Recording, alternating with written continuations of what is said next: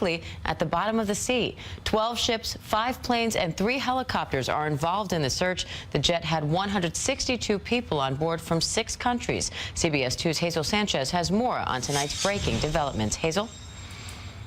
Friends and relatives of passengers and crew aboard AirAsia Flight 8501 are losing hope. Indonesia's top rescue official says investigators analyzing the flight's last radar contact believe the missing plane is likely at the bottom of the sea.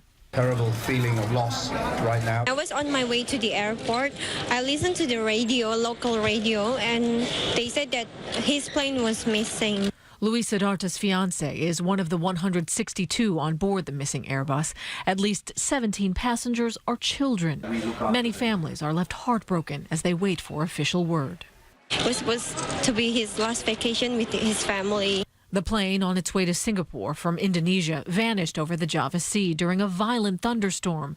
About 40 minutes into the 2-hour flight, the pilot asked to change routes and climb to a higher altitude to avoid the severe weather. That request was denied due to air traffic. Moments later, the plane dropped from radar. There was no distress signal. Obviously, there was storm clouds, and the pilot had made a request to change altitude. That's as far as we know. We don't want to speculate as to whether weather was a contributor or not. Lord, we're still hoping that all the passengers are safe.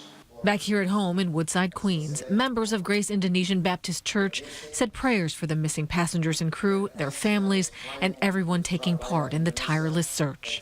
This year, 2 planes already with this, the Malaysian and this one.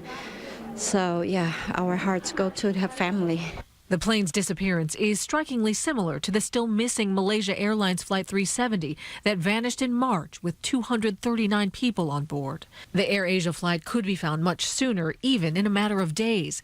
It took a flight path over the shallow waters of the Java Sea, which would make the signal from the flight data recorders easier to detect.